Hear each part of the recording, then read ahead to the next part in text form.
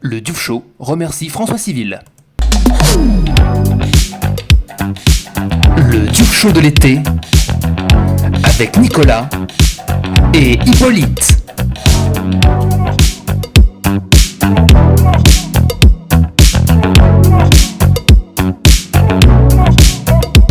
Bonjour à tous les petits loulous, bienvenue dans une nouvelle émission du Diouf Show.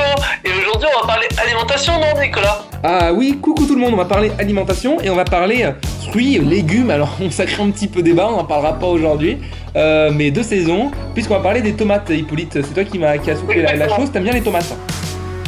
Ah, j'adore les tomates, j'ai passé tout mon été précédent déjà à manger des tomates et je commence déjà à manger des tomates, bien qu'elles ne soient pas forcément de saison, parce qu'il faut savoir les manger de saison, Nicolas. Bah moi je vais te dire, je les mange toujours de saison, Hippolyte, tu me poses la bonne question. Moi les tomates, la saison, elle commence au mois de juin et elle termine au mois d'octobre. Entre temps, c'est no tomates, je vous le fais également en espagnol, no tomato, je vous le fais en italien, no tomata, je vous le fais en allemand, nicht tomaten, ou je peux vous le faire encore une fois en anglais, no tomato. Donc moi c'est pas de tomates pendant l'hiver, mais pendant l'été effectivement on les mange de saison, c'est là que je les préfère.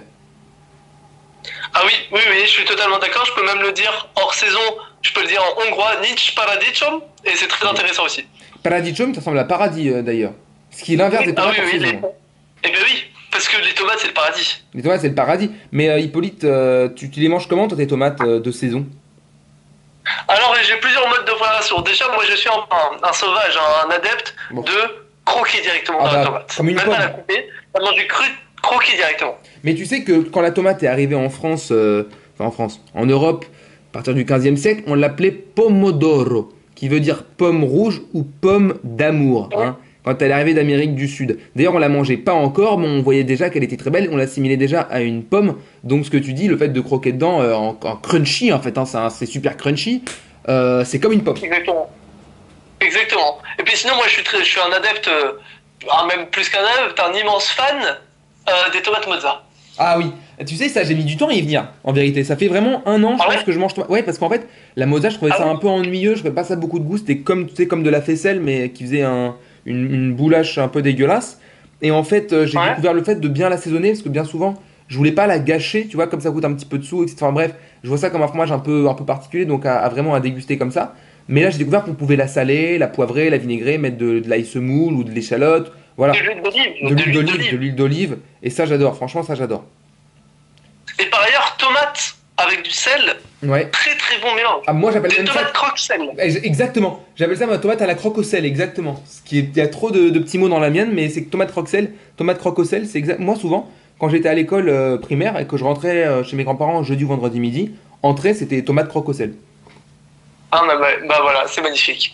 Et sinon, moi, comme entrée, avec les tomates, j'aime beaucoup faire une petite salade, des bouts de tomates, un petit peu de maïs, et une salade, notamment l'été, c'est très rafraîchissant. Bah, je te crois bien, on en reparlera un petit peu après sur le rafraîchissant. Moi, je mets mon veto sur le maïs. J'aime pas trop le maïs, j'aime mieux mélanger avec, par exemple, tu vois, un peu de concombre ou. Et puis un mix de tomates anciennes. Là, il y a quelques jours, j'ai fait mes courses, j'ai trouvé un beau lot de tomates anciennes, là.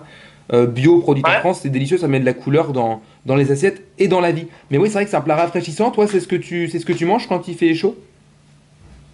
Ouais, assez fréquemment, c'est pas mon plat numéro 1 quand il fait chaud. Mon plat numéro 1 quand il fait chaud, c'est, toujours sur la tomate, c'est du gazpacho de tomate. D'ailleurs, le premier gazpacho n'était pas de tomate, mais de concombre. D'accord. Et petit à petit, on a développé le gazpacho de tomate, mais c'est gazpacho de tomate et pastèque. Ouais, je savais pas du tout, mais ça. Ah, tomate pastèque ensemble. Pas ensemble, mais l'un après l'autre. D'accord. Un peu en plat, entre guillemets, et l'autre en dessert. En dessert, quoi. En plat et un dessert. Voilà, c'est ça. C'est des antipastis presque. Enfin, c'est des. D'ailleurs, voilà, c'est. Ou je sais pas d'ailleurs s'il existe des pastilles. Il y a des antipastis, je sais pas s'il existe des pastilles. Mais bref, en tout cas, ouais, des petits interludes, quoi, pour le repas, quoi. Exactement. Mais ça peut même tenir un repas, hein. Ouais, faut qu'il y en ait un peu. Tu vois, on a petit déjeuner assez tard, vers les 9-10 heures. Oui. Il est midi, 13 heures, il faut manger. Bon, bah, bon bol de gazpacho. Ouais.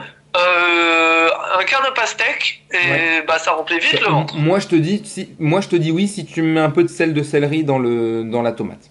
Là, c'est bon. Ah oui. Voilà. Ah oui, aussi. Et toi, du coup, c'est quoi ton repas rafraîchissant? Moi, full tomate farcie. Tomate farcie. Tomate farcie à la viande. avec du riz et des pommes de terre. Ça te rafraîchit ça? Ah non, mais si, ça fait transpirer, ça rafraîchit. Ok. Voilà.